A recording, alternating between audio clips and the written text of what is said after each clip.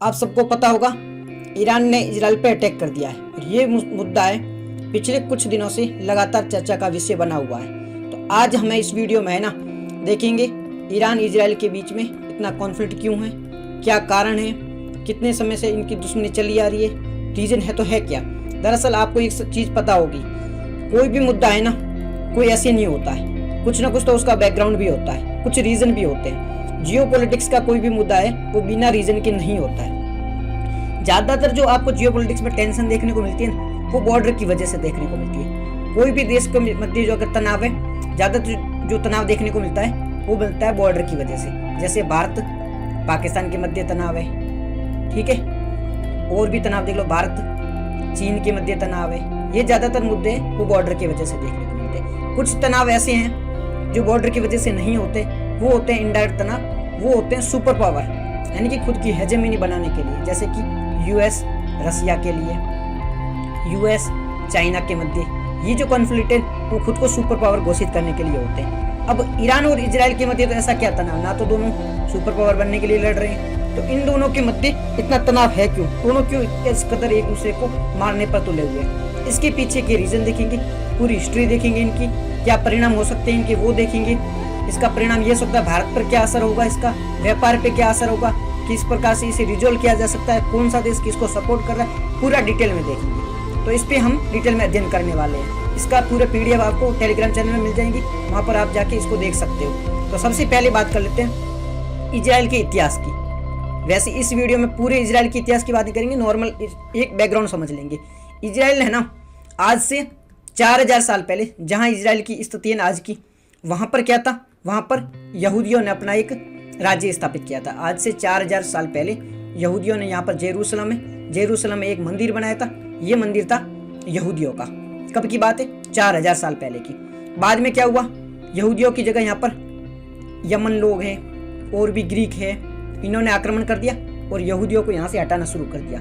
यहूदी धीरे धीरे यहाँ से प्लान कर गए और वो चले गए यूरोप, और भी विश्व के दूसरे देश है वहां पर चले गए। यहाँ से प्लान करके अलग अलग जगहों में चले गए, धीरे धीरे जाके वहां पे बसने लग गए, अलग अलग जगहों जहाँ पर बसे आराम से बस रहे थे। फिर क्या हुआ, 16वीं सेंचुरी आई। यहूदियों पर आरोप है कि जो ईसा मसीह है ना, उनको जो फांसी चढ़ाया था वो यहूदियों द्वारा चढ़ाया गया था। तो यहूदियों के प्रति जो ईसाई है उनके मन में एक घृणा थी, ठीक है। अब ये घृणा है ना एंटीसेमिटिज्म के नाम से 16वीं सदी में देखने को मिली। एंटीसेमिटिज्म क्या होता है, यहूदियों के प्रति नफरत, और इस नफरत इस कदर होती है कि इनको मारा जाता है, इनको किसी भी हालत में बर्दाश्त नहीं किया जाता है। ये देखने को मिला 16वीं सदी में पूरे यूरोप में। धीरे धीरे ये तो चल ही रहा था। फिर क्या हुआ, वर्ल्ड वॉर फर्स्ट 1915 में वर्ल्ड वॉर फर्स्ट हुआ और ये 1919 में एंड हो गया। इसके बाद में जर्मनी नए राष्ट्र के रूप में उभरा, तो जर्मनी में हिटलर का वर्चस्व बढ़ने लगा। धीरे धीरे हिटलर ने क्या किया, एक राजशाही स्थापित कर दी, एक निरंकुश राजा के रूप में खुद को स्थापित कर दिया। और हिटलर के मन में ना यहूदियों के प्रति पूर्णतः नफरत थी।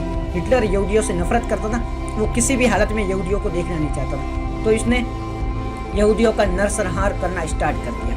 यहूदियों को मारा गया, वहां से यहूदियों को एक गैस का चैम्बर होता था वहां पर फेंक दिया जाता था। बहुत ही बड़े लेवल पर इनका नरसंहार देखने को मिला। तो अब ऐसी स्थिति में यहूदी क्या करेंगे, यहाँ से प्लान करना स्टार्ट कर देंगे, यहूदी अलग अलग जगह पे जाएंगे। फिर वर्ल्ड वॉर सेकेंड हुआ, उसके बाद में जर्मनी की हार हो जाती है। तो अब वर्ल्ड वॉर सेकेंड में है ना यहूदियों ने समर्थन किया था, किसका, यूके मतलब इंग्लैंड, यूएस, इनका समर्थन किया था। तो इन लोगों ने यहूदियों से वादा किया था जैसे ही ये वर्ल्ड वॉर सेकेंड खत्म हो जाएगा और अगर हम जीत जाते हैं तो तुम्हें एक अलग देश बना के दे देंगे, वहां जाके तुम रह सकते हो। इस प्रकार से इनसे वादा किया गया था। तो ये वर्ल्ड वॉर सेकेंड जीत गए थे। कौन जीता था, यूएस, यूके, ये देश है वर्ल्ड वॉर सेकेंड जीत गए थे। तो इनको एक अलग देश जो वादा किया था उसी के रूप में इनको एक नया देश दिया गया।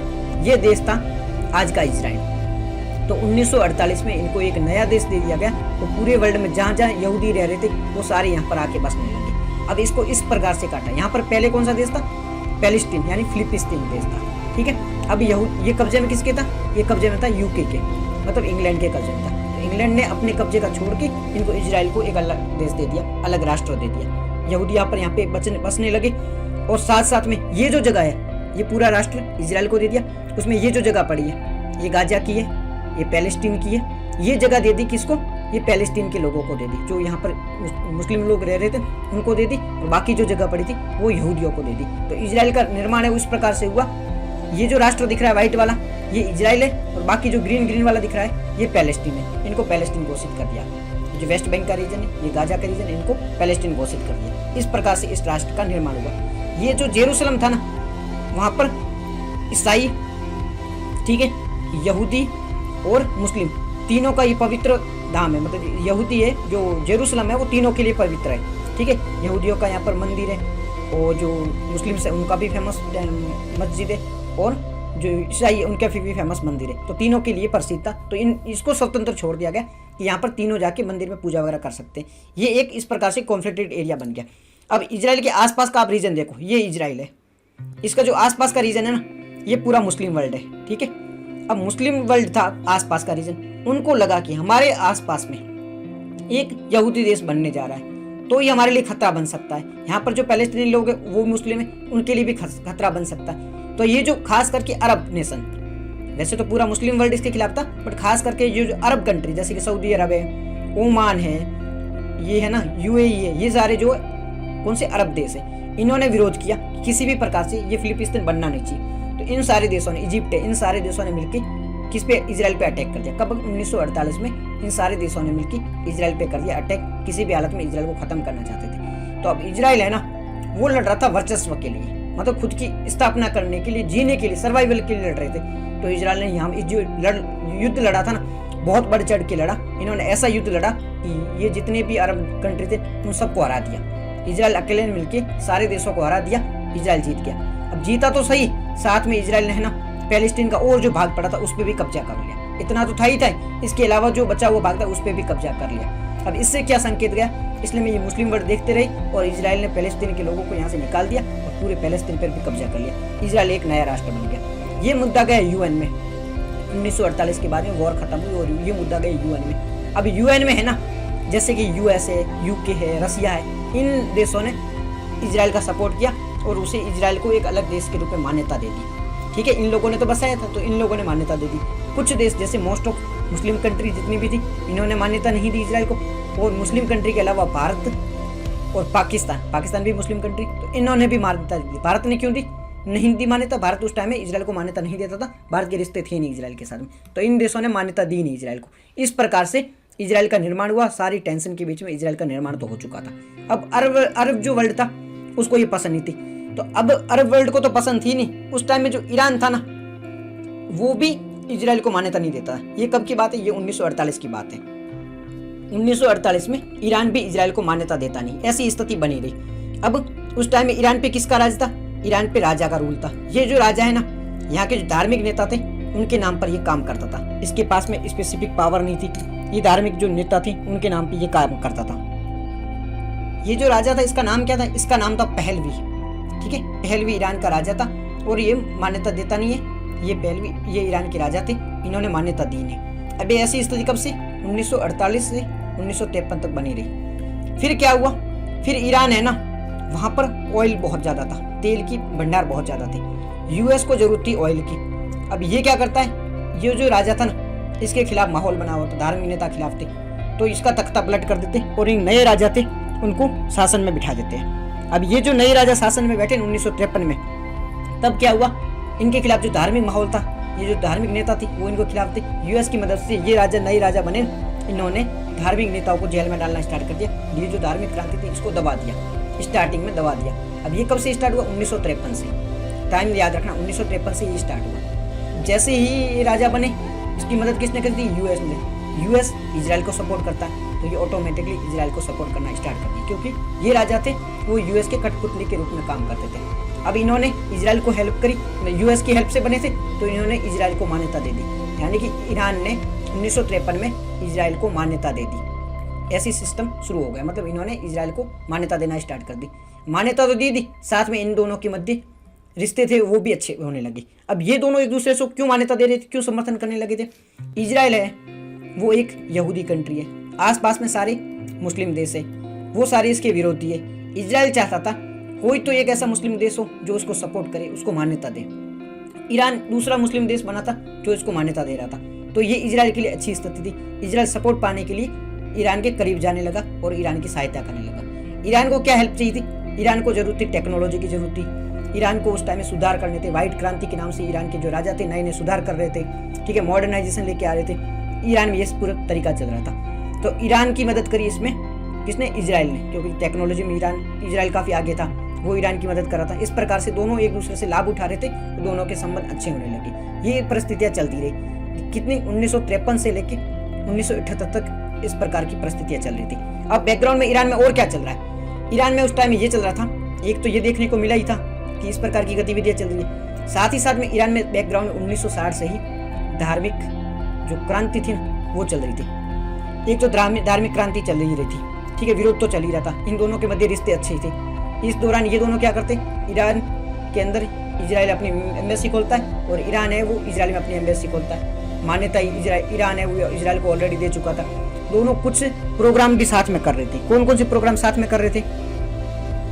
जैसे कि दोनों मिलके एक मिसाइल पे काम कर रहे थे, मतलब समंदर से समंदर में सी टू सी लैंड करने वाली मिसाइल थी, बना रही थी। वो दोनों साथ में मिलकर बनाते थे। इसके अलावा वो साथ में मिसाइल बना रही थी। इस प्रकार से दोनों एक दूसरे की सहायता कर रहे थे। ये 1978 से पहले की गतिविधि चल रही थी। अब इस दौरान इजराइल पे अलग अलग अटैक, जैसे कि पहला अरब वर्ल्ड हुआ, अरब ने मिलकर इस पे अटैक किया। इस दौरान ईरान चुप था। बाद में फिर अरब ने इस पे अटैक किया इजराइल पे, ठीक है। 7 दिवसीय वॉर होता है, इजराइल इनको हरा देता है। कुछ लेबनान का ये भाग ले लेता है, इजिप्ट का भी भाग लेता है। बाद में समझौता हो जाता है और इजिप्ट है वो इजराइल को मान्यता दे देता है और इजिप्ट दूर हट जाता है कि मैं कभी इजराइल पे अटैक करूंगा नहीं। उस दौरान इजराइल चुप था, ईरान चुप था। ऐसी गतिविधियां चलती रही 1978 तक। 1960 से क्रांति साथ साथ में चल रही है। जो धार्मिक नेता थे उनको तो जेल में डाल दिया गया 15 साल के लिए, बट बैकग्राउंड में क्रांतियां चल रही थी। अलग अलग ईरान के जो राजा थे उससे लोग खुश थे नहीं, उसे अमेरिका की कठपुतली मानते थे। राजा लोगों का कहना था कि ये कठपुतली जो ऑयल है वो ईरान से निकाला जा रहा है, मतलब अमेरिका के द्वारा, और उसे बेचा अमेरिका के द्वारा जा रहा है। जो ईरान के लोग हैं उनको कोई फायदा हो नहीं रहा है। इस प्रकार का पूरा माहौल बैकग्राउंड में चल रहा था। अब दौर होता है रिश्ता खराब होने का दौर स्टार्ट।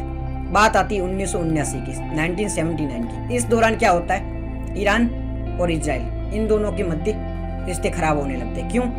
1960 से जो क्रांति चल रही थी, इस दौरान जो राजा थे, राजा ने जो धार्मिक नेता थे, ईरान में जो धार्मिक नेता है उनको कहा जाता है अब्दुल्ला। धार्मिक नेता होता है ईरान में, उसे अब्दुल्ला कहा जाता है। अब ये जो धार्मिक नेता थे इनका नाम था खुमैनी। ये वापस आ चुके थे जेल से। कब आ गए थे? 1780 में वापस आ गए। इनको लगा कि ईरान में है ना पूरी स्थिति बदल चुकी है, काफ़ी लोग हैं वो राजा के खिलाफ है, तो इन्होंने तख्ता पलट कर दिया और खुद राजा बन गए। खुद ने राजा बनते ही ईरान को एक इस्लामिक कंट्री घोषित कर दिया। ईरान अब से इस्लामिक कंट्री बन चुका है 1978 से, और 1979 से इन्होंने ऑफिशियली ईरान को एक एज ए इस्लामिक राष्ट्र घोषित कर दिया। सारे नियम थे वो इस्लामिक कानून के अकॉर्डिंग हो गए। सारे जो मॉडर्नाइजेशन थे वो खत्म कर दिया, लोगों के अधिकार खत्म कर दिए। पूरा देश है वो इस्लाम के अकॉर्डिंग चलेगा, पूरे इस धार्मिक नेता के अकॉर्डिंग चलेगा। इस प्रकार की शुरुआत होगी। अब ये बनते ही कुछ इन्होंने शुरुआत की, कैसे कि इनके अकॉर्डिंग अगर ईरान है उसको पूरी वापस उसी स्थिति में लाना है। पहले क्या ईरान का पूरा इस वर्चस्व था, ईरानी साम्राज्य बहुत बड़ा साम्राज्य था। हम इतिहास में उठा के देखेंगे तो ये नेता थे, ये चाहते थे कि ईरान को उसी स्थिति में वापस लाया जाए।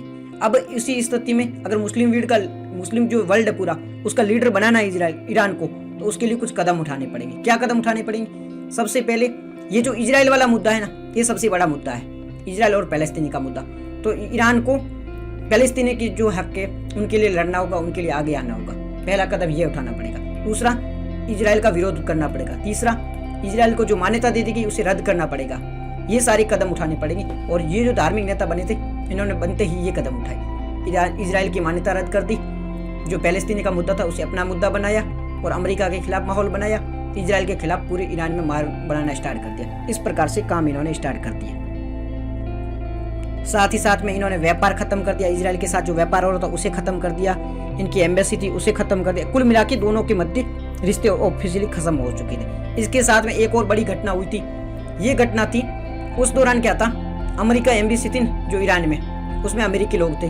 तो ईरान ने क्या किया, ये जो अमेरिका के 200 लोग थे इनको गिरफ्तार कर लिया और इसे होस्टेजेस क्राइसिस नाम दिया गया। जो ईरान का राजा था वो भाग के कहाँ चला गया, यूएस चला गया था। ईरानी चाहते थे ये जो राजा यूएस चला गया है, देश के साथ धोखा करके गया है, इसको वापस ईरान भेजो, बदले में हम आपके 200 जो लोग हैं उसे छोड़ देंगे। इस प्रकार 2 साल ये मामला चला और जो राजा था इसकी मृत्यु हो गई कुछ टाइम के बाद में। अब ये राजा की मृत्यु हो चुकी थी, उसको वापस कैसे भेजे। फिर क्या हुआ, ओमान ने समझौता करवाया और ये जो दोस्तों ऑस्ट्रेलिया थे इनको वापस रिलीज करवा दिया। इस प्रकार दोनों के मध्य समझौता हुआ। बट अमेरिका के मन में है ना, अब ईरान के जो खटकने लगा था, अब किसी भी हालत में अमेरिका ईरान से बदला लेना चाहता था। अब ये स्थिति बनने लगी थी।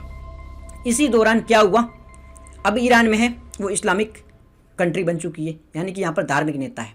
ईरान की थोड़ी और बैकग्राउंड देख लो आप। ईरान में है सुन्नी मुस्लिम, ठीक है, और इस आसपास के जो कंट्री सऊदी अरेबिया है, ठीक है, ओमान है, ये जो देश है ना, इराक है, यहाँ पर क्या है, शिया मुस्लिम है, ठीक है। ये आप बैकग्राउंड समझना। ईरान में सुन्नी है और यहाँ पर है शिया मुस्लिम है। अब शिया सुन्नी की लड़ाई बहुत लंबे समय से चली आ रही है, ये एक अलग मुद्दा हो जाएगा, इसमें हम नहीं जाएंगे, पर इन दोनों की जो लड़ाई है वो लंबे समय से चली आ रही है। अब ईरान चाहता है कि शिया का पूरे वर्ल्ड में राज हो और सऊदी अरब चाहता है कि सुन्नी का वर्ल्ड में राज हो।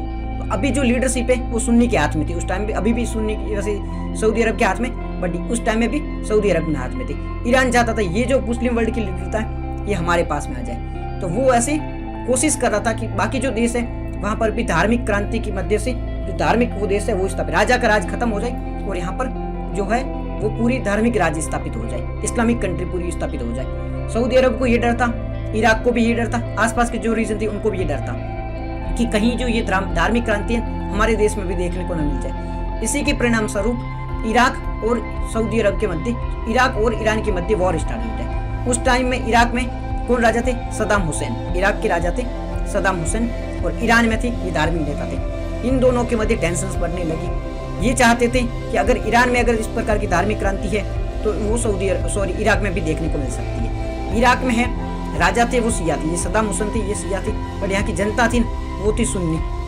ठीक है।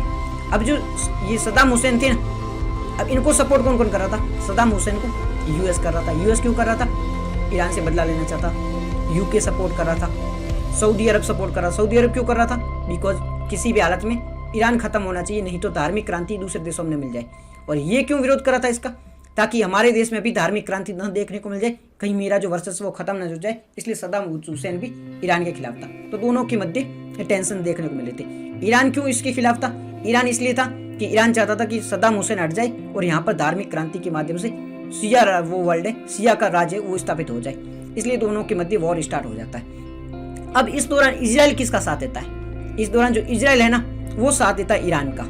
अब इन दोनों के मध्य तो 1970 से दुश्मनी थी, फिर इजराइल इनका क्यों साथ देता है, इजराइल इसलिए साथ देता है कि इजराइल है ना उसको डर था सद्दाम हुसैन से, कि सद्दाम हुसैन है वो उस टाइम में न्यूक्लियर बॉम्ब बना रहा था, ठीक है, परमाणु बॉम्ब बना रहा था। उसका डर था इजराइल को कि कहीं अगर इसने न्यूक्लियर बॉम्ब बना दिया तो वो हमारे लिए खतरा बन सकता है। साथ ही साथ में जो सद्दाम हुसैन था वो इजराइल के तो सख्त खिलाफ ही था, किसी भी हालत में इजराइल को खत्म करना चाहता। तो इजराइल को ये है ना, इसको तो इजराइल कभी भी निपट सकता था ईरान को, वैसे तो ये दूर भी है, इतना मैटर नहीं करेगा, पर वो किसी भी हालत में इराक को निपटाना चाहता था कि इराक एक बार खत्म हो जाए तो बाद में उसको देख लेंगे। इसलिए सऊदी अरब है वो ईरान के साथ में एक डील करता था। साथ ही साथ में इसको लगता था इजराइल को कि ये जो ईरान है ना ये हमारा पहले साथी था, वो वापस साथी बन जाए, अगर हम इसकी मदद करें तो ईरान हमारा वापस साथी बन सकता है। किसका मानना था ऐसा मानना था इजराइल का। इसलिए भी इनडायरेक्टली इजराइल इसकी मदद करता। मदद क्या करता है, इजराइल को देता है, हथियार देता है, मतलब इजराइल है वो ईरान को हथियार देता है। बदले में ईरान से जानकारी मांगता है कि इराक की परमाणु जो संयंत्र बने हुए जहाँ पर परमाणु बम बनाई जा रही है उस जगह की लोकेशन हमें बताओ, अगर आपको हमें लोकेशन बताओगे तो हम आपको हथियार देंगे। तो ईरान है इजराइल को लोकेशन बता देता है, इजराइल इराक पर अटैक करके ये जो लोकेशन यहाँ पर परमाणु बम बना रहे थे इसको डिस्ट्रॉय कर देता है। अब इससे क्या होता है, इन दोनों के मध्य वॉर तो चली रही थी, ये वॉर चली 8 साल तक, 1980 से लेकर 1988 तक वॉर चली। कोई नहीं जीतता, दोनों एक दूसरे से लड़ते रहते, कोई जीतता नहीं है। ये चल रहा था, ये मदद भी कर रहा था इस दौरान, इजराइल ईरान की मदद भी कर रहा था, दोनों के मध्य ये सारी मुद्दा है वो चल ही रहा था। अब 1988 में ये वॉर खत्म हो जाती है। खत्म होती अब इजराइल को लगा था ईरान है वो हमारी मदद करेगा, अब हमसे मित्रता कर ही लेगा। बट इस टाइम क्या होता है, ये जो खुमैनी थे ना धार्मिक नेता, ये इनकी मृत्यु हो चुकी थी और नए जो नेता बने थे इनका नाम था अली खुमैनी। ये जो अली खुमैनी थे ये बहुत ही ज्यादा कट्टर थे, बहुत ज्यादा कट्टर इस्लामिक थे, और ये तो इजराइल के बहुत ज्यादा खिलाफ थे, इजराइल को देखना ही नहीं चाहते थे। ये चाहते थे शिया सुन्नी वॉर है वो खत्म हो जाए, ईरान है पूरे वर्ल्ड का लीडर बन जाए, पूरे इस्लामिक कंट्री का लीडर बन जाए, पूरे अरब वर्ल्ड का लीडर बन जाए, इस प्रकार की इसकी सोच थी। ठीक है, ये खुमैनी से भी एक कदम आगे था, तो इसने रिश्ता खत्म कर लिया पूरी तरह से और एक प्रॉक्सी के रूप में काम करने लगे। अब यहाँ से हो जाती प्रॉक्सी वॉर की स्टार्ट। प्रॉक्सी वॉर मतलब ईरान और इजराइल दोनों एक दूसरे से न लड़के अलग अलग तरीकों से लड़ रहे हैं। मतलब ये किसी और तरीके से लड़ रहा है, किसी और देश के माध्यम से लड़ रहा है, ये किसी और देश के माध्यम से लड़ रहा है। अब ये कैसे कैसे लड़ने लगे थे, देखो इजराइल की लोकेशन देखो। लोकेशन देखने से आपको समझ में आ जाएगा करता क्या है। ईरान क्या करता है इस दौरान, आसपास के जो देश है ना वहाँ पर अपने गुट बना लेता है, अपने एम्बेसी बना लेता है। या ये लेबनान ऊपर, यहाँ पर है गाजा, यहाँ पर है वेस्ट बैंक, यहाँ पर है यमन, इसके नीचे यमन का मैप है, ठीक है, ओमान के नीचे यमन है, यहाँ ईरान है।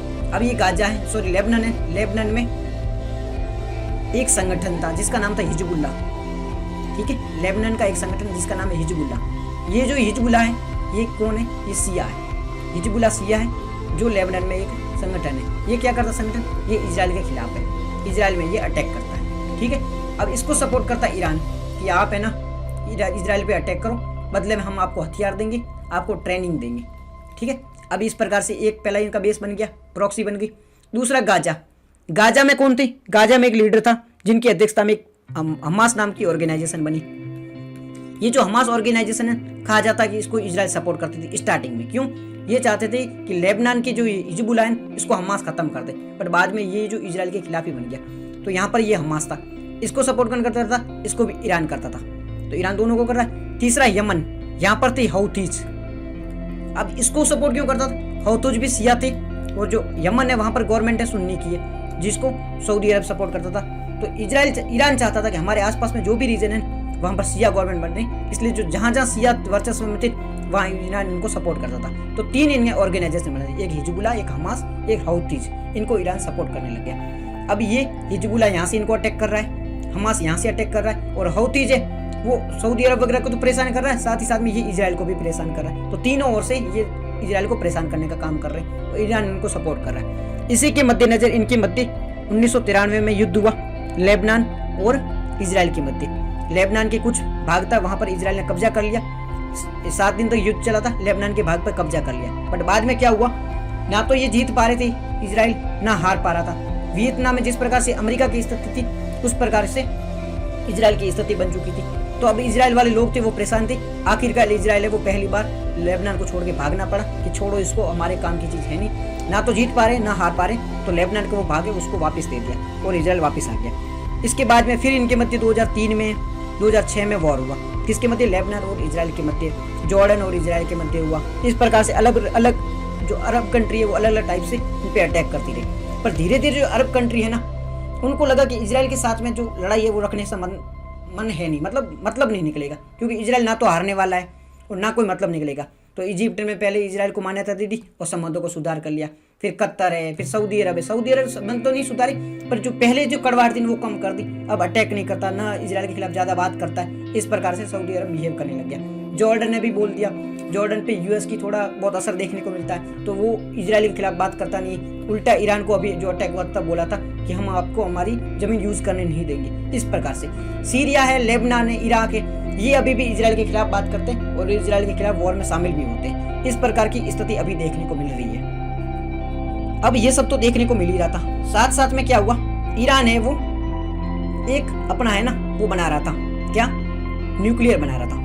न्यूक्लियर से बात कर ले पहले। अब ये इस प्रकार से ईरान को परेशान कर, ईरान है वो इजराइल को परेशान करता, बदले में इजराइल क्या कर रहा था, इजराइल कर रहा था कि जो भी ईरान के बड़े बड़े नेता थे उनको मारे जा रहा था। इसी दौरान है ईरान न्यूक्लियर बना रहा था, मतलब परमाणु बम बनाने की कोशिश कर रहा था। परमाणु बम बनाने के लिए क्या आवश्यकता होती है, यूरेनियम की आवश्यकता होती है। यूरेनियम होता है उसको माइनिंग की जाती है और यूरेनियम 235 निकाला जाता है। यूरेनियम 235 की 90% मात्रा होती है, तब जाके परमाणु बम बनता है, ठीक है। इस प्रकार की ईरान कोशिश कर रहा था। अब ईरान क्या कर रहा था, 3 से 5% है वो तो इलेक्ट्रिसिटी में यूज होता है। तो अब ईरान इसका बहाना करके इसकी मदद कर रहा था नॉर्थ कोरिया मदद कर रहा था, इस मदद से ये बना रहा था। अब ये स्थिति इजराइल के लिए बहुत गंभीर हो सकती है। अगर ईरान है वो न्यूक्लियर बना लेता तो इजराइल और ईरान दोनों न्यूक्लियर पावर हो जाती, तो दोनों एक दूसरे के लिए टेंशन का वो कारण बन जाते। इसलिए इजराइल कभी नहीं चाहता था कि ईरान है वो न्यूक्लियर बनाए, साथ ही साथ में यूएस भी कभी नहीं चाहता था ईरान न्यूक्लियर बनाए। इसलिए क्या किया गया,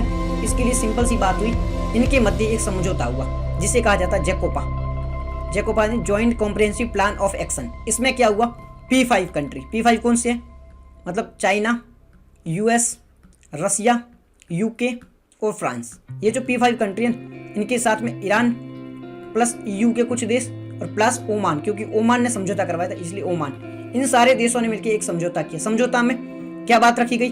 बात ये रखी गई ईरान है वो न्यूक्लियर जो परमाणु है उसे नहीं बनाएगा, न्यूक्लियर बॉम्ब नहीं बनाएगा। ईरान अपने जो भी इलेक्ट्रिसिटी के लिए है ना वो न्यूक्लियर बनाएगा, यानी न्यूक्लियर जो इलेक्ट्रिसिटी में यूज होता है इतने ही न्यूक्लियर मतलब डिमांड करेगा, इससे ज़्यादा न्यूक्लियर नहीं मंगवाएगा और ईरान है वो न्यूक्लियर नहीं बनाएगा। बदले में ईरान को क्या मिलेगा? यूएस ने ईरान पे सैंक्शंस लगा रखे थे, प्रतिबंध लगा रखे थे, उसे हटा दिया जाएगा।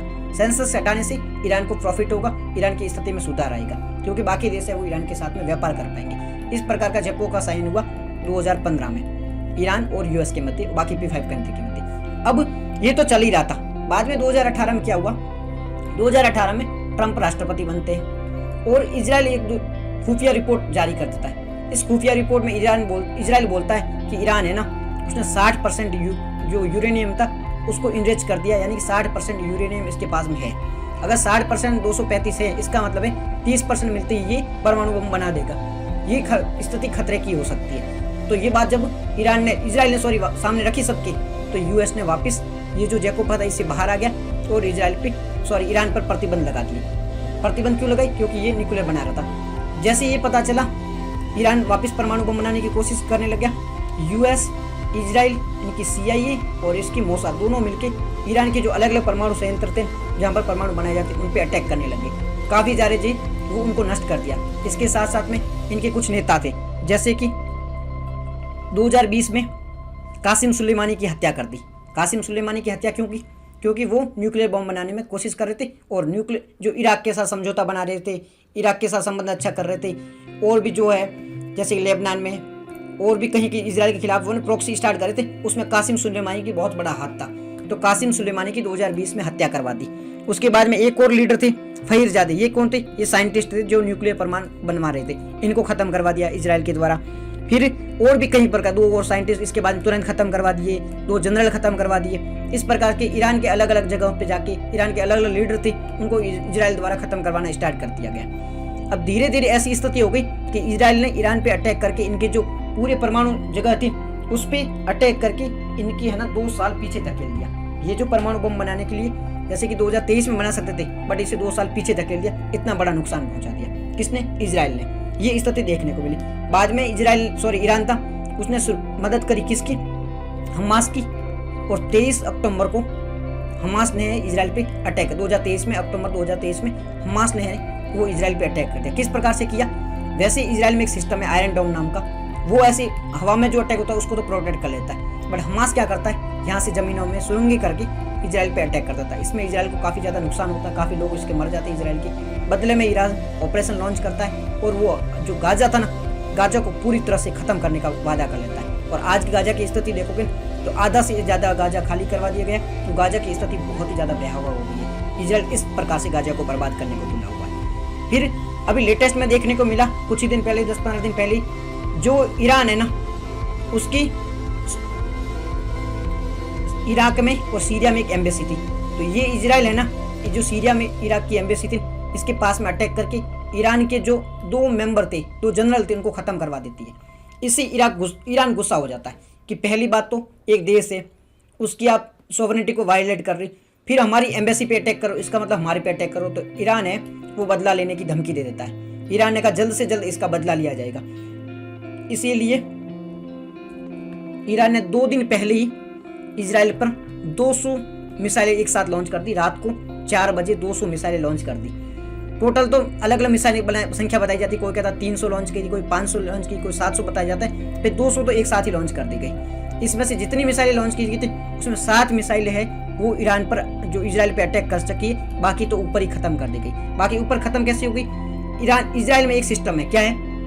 आयरन डोम नाम का सिस्टम है। ईरान में अलग अलग सिस्टम है, एक आयरन डोम नाम का है, एक धनुष नाम का सिस्टम है, एरो नाम का, ठीक है, एरो नाम का सिस्टम है, तो एक सी डोम है। अब आयरन डोम क्या है? आयरन डोम में क्या होता है? मिसाइल है उसको ऐसे लॉन्च किया जाता है, ठीक है, बैलिस्टिक मिसाइल होती है और एक होती है और दूसरी होती है क्रूज मिसाइल। बैलिस्टिक मिसाइल क्या होती है? जो ऐसे चलती है, इसी प्रकार लॉन्च किया जाता है, हवा में जाती फिर जाती है और ये काफ़ी लंबी दूरी तक जाती है, क्योंकि कोई भी चीज़ ऐसे जाएगी तो लंबी दूरी तक जाएगी। क्रूज मिसाइल सीधे चलती है, फास्ट होती है, पहले तो सीधी होती है, दूसरी फास्ट होती है, दूरी कम होती है। बैलिस्टिक लंबी होती है, लंबी दूरी तय करती है, स्लो होती है। ठीक है, इस प्रकार से बैलिस्टिक और क्रूज में अंतर है। अब बैलिस्टिक क्यों चलाई जाती है? क्योंकि लंबी दूरी तक भेजना होता है। क्रूज क्यों भेजनी चलाई जाती है? ये तो शॉर्ट दूरी में होती है, इसको ट्रैक करना ईजी नहीं होता है, काफ़ी जी फास्ट जाती है तो ट्रैक नहीं कर पाते, इसको ट्रैक किया जा सकता है। इस प्रकार से ये काम करती है बैलिस्टिक और क्रूज। अब इन्होंने ये सब लॉन्च की तो अब इनके पास एक सिस्टम है, किसके पास में? इजराइल के पास में। उसमें क्या होता है, यहाँ पर लगा हुआ एक सेंसर, ये मिसाइल को ट्रैक करेगा, फिर यहाँ पर इनकी जो मिसाइल रोधी जो स्टॉप करने की मशीन है, फिर यहाँ से मिसाइलें लॉन्च होगी और पूरा आसमान में ही उसको नष्ट कर दिया जाएगा। मतलब आयरन डोम और इनका एरो सिस्टम इस प्रकार से काम करता है, जो मिसाइलें ऊपर से आ रही होती हैं उसको ऊपर ही खत्म कर देता है। तो इजराइल है वो 99% एक्यूरेसी के साथ में मार देता है। अगर कोई भी मिसाइल इन पर लॉन्च होगी तो उसको 99% एक्यूरेसी के साथ में इजराइल खत्म करने का दावा कर रहा है। इस प्रकार से है ना, अभी जो मिसाइल लॉन्च की गई थी उसमें 90% जो मिसाइल है वो लॉन्च खत्म कर दी गई है। तो इजराइल को नुकसान ज़्यादा हुआ नहीं है। ईरान खुश है क्योंकि उसने अपना वादा पूरा कर दिया, इसने जो प्रॉमिस किया था, इसका जो मिशन था उसका नाम भी ट्रू प्रॉमिस था। इस प्रकार जो अभी जो अटैक किया गया इसका परिणाम के बारे में बात करें तो इसका परिणाम ये देखने को मिला है। सबसे पहले इसका इजराइल पे क्या परिणाम हुआ? इजराइल पे वॉर अटैक किया गया था। इसका पहला इजराइल की 99% जो वो था ना मिसाइल, उसके थ्रू उसको खत्म कर दिया गया। इससे इजराइल को क्या फायदा हुआ? इजराइल का जो सिस्टम है एरो सिस्टम, इसकी डिमांड बढ़ गई है। हमारे भारत के पास में भी S-400 है, लेकिन S-400 काफ़ी नहीं है, इसके लिए हम भी डिमांड कर सकते हैं। तो इजराइल की ये जो प्रमाणिकता थी वो काफ़ी बढ़ गई है कि इजराइल है वो पूर्ण तो सुरक्षित है, उसको कोई ऐसे मार नहीं सकता है। फिर बाकी नेशन है, किस किस ने इजराइल को सपोर्ट किया?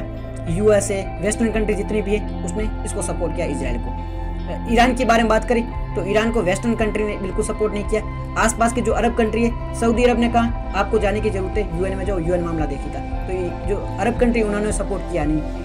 तो ईरान के सपोर्ट में कम देश आए, इजराइल उसके सपोर्ट में काफ़ी देश गए। अगर इजराइल इसका बदला लेगा तो युद्ध हो सकता है, बट अभी तक इजराइल ने बदला लिया नहीं है। हो सकता है अगर इजराइल बदला लेगा तो इसकी कुछ परमाणु जगह है वहाँ पे अटैक कर सकता है। ऑब्वियसली युद्ध ये तो कम ही चांसेस है, अगर होता है तो उसका नुकसान देखने को मिल सकता है। अब कौन से देश पे क्या असर देखने को मिल सकता है? भारत की स्थिति क्या है? भारत ने दोनों ही देशों को संयम बरतने की कहा है। भारत दोनों देश है अगर वो वॉर में जाते हैं भारत के लिए खतरनाक है। भारत के लिए क्यों खतरनाक हो सकते हैं? पहले भारत की स्थिति क्या है? भारत है वो इजराइल के साथ में भारत के अच्छे संबंध है, इजराइल के साथ अच्छा व्यापार होता है, भारत हथियार खरीदता है, कई सारी चीज़ें वो इजराइल को भेजता भी है। ठीक है, अब दूसरी स्थिति ईरान के साथ में भारत के ऐसे संबंध है। ईरान है वो पाकिस्तान जो इजराइल है वहाँ पर ईरान है वहाँ पर चाबार पोर्ट डेवलप कर रहा है, इसके माध्यम से ट्रांस कॉरिडोर बनाएगा। तो ये भारत के लिए अच्छी स्थिति है। अब दोनों के साथ संबंध अच्छे हैं। भारत यहाँ से काफ़ी बड़ी मात्रा में ऑयल इंपोर्ट करता है, तो ये पूरा रास्ता अगर दिक्कत में जाएगा तो भारत की स्थिति खराब हो सकती है। इसलिए भारत की तो फायदा इसी स्थिति में है कि दोनों हैं वो शांति बनाए रखे। अगर दोनों में से किसी के साथ भी अटैक होता है, कुछ भी होता है, तो भारत की स्थिति खराब हो सकती है। साथ ही साथ में पूरे वर्ल्ड के लिए खराब देखने को मिल सकता है। जैसे कि रसिया और यूक्रेन के मध्य वॉर हुआ था तो इसकी स्थिति दूसरे देशों को भी देखने को मिली थी, कई अफ्रीकी देश भी इससे प्रभावित हुए थे। तो ये अगर ऐसी स्थिति बनती है तो पूरे वर्ल्ड के लिए ये शर्मनाक होगी, पूरा वर्ल्ड इससे प्रभावित होगा। इसलिए वॉर तो किसी भी हित में नहीं है। अब देखने को मिलेगा कि इजराइल इस पे क्या एक्ट करता है, पर अभी लग नहीं रहा है कि इजराइल इस पे अटैक करेगा। यही है दोनों शांति के माध्यम से करेंगे। UN इसमें क्या कर रहा है? UN पूरी तरह से अप्रशंसित हो गया। UN कोई भूमिका नहीं निभा रहा है। ऐसे लग रहा था कि UN बीच में आई, और अब जितने भी अटैक हुए जैसे कि यूक्रेन रसिया वॉर हुआ, UN चुप था। इजराइल गाजा में हुआ हमास के मध्य, UN चुप था। UN की कोई भी बात सुन नहीं रहा है। UN पूरी तरह से नाकाम साबित हो रहा है। तो अभी देखने को मिला यहाँ पर भी UN नाकाम साबित हो रहा है। कोई लोग UN में जा ही नहीं रहे, UN की बात का कोई वैल्यू नहीं रहा है। इस प्रकार की स्थिति देखने को मिली। चाइना का क्या कहना है? चाइना शांत बैठा रहा है, वेट एंड वॉच की नीति अपना रहा है। चाइना इस पर कोई भूमिका निभा नहीं रहा है। US का कहना है अगर चाइना चाहे तो इसमें रिश्तों में सुधार लाया जा सकता है। चाइना को आगे आकर दोनों के मध्य समझौता करवाने की कोशिश करनी चाहिए, क्योंकि चाइना है उसका ईरान के साथ अच्छे संबंध है। संबंध तो भारत के भी अच्छे हैं, बट भारत के संबंध है वो US और उसको ध्यान में रखते हुए, बट चाइना के संबंध वो US को ध्यान में रखते हुए नहीं है। चाइना के डायरेक्ट इससे संबंध है। तो इस प्रकार से दोनों एक दूसरे से संबंधों में सुधार कर सकते हैं। और आगे है US को जो न्यूक्लियर डील थी उसमें आगे आना चाहिए, वापस न्यूक्लियर डील करनी चाहिए। ईरान पे जो प्रतिबंध है वो कम करने चाहिए, और दोनों को है ना इस प्रकार से डायरेक्ट कॉन्फ्लिक्ट से बचना चाहिए। यही परिणाम निष्कर्ष में लिखा जा सकता है। तो इसके डिस्कशन में इतना ही था। Thank you very much for discussion.